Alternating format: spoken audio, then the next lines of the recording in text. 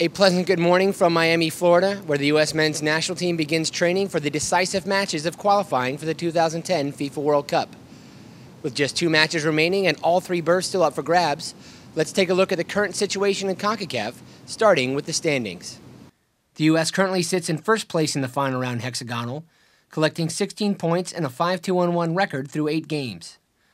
Only 4 points separate the top 4 teams with 2 games remaining, as Mexico sits 1 point behind the U.S., Honduras has 13 points, and Costa Rica lurks just behind them with 12. Even El Salvador on 8 points maintains slim hopes, while Trinidad and Tobago will not be repeating their success of 2006 when they qualified for Germany. Now let's take a look at the matchups for Matchday 9, starting with the USA's first trip to Honduras since 2001. On that day, goals from Ernie Stewart and Clint Mathis gave the U.S. a 2-1 victory in their second match of final round qualifying for Korea and Japan. Honduras enters the game with a perfect 8-0-0 record on home soil through 2010 qualifying, including 5 shutouts and 2 wins against Mexico. Costa Rica, the only one of the top 4 teams to have dropped points at home in this round, hosts Trinidad and Tobago at the Estadio Ricardo Saprissa in San Jose, while Mexico welcomes El Salvador. In order for the U.S. to qualify on Matchday 9, the same round they qualified in 2001, the focus turns to the matches involving the U.S. and Costa Rica. The USA can qualify for the 2010 FIFA World Cup on October 10th in the following 3 scenarios. 1.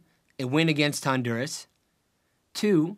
A Costa Rica loss at home against Trinidad and Tobago. Or 3. A tie against Honduras and a Costa Rica tie or loss.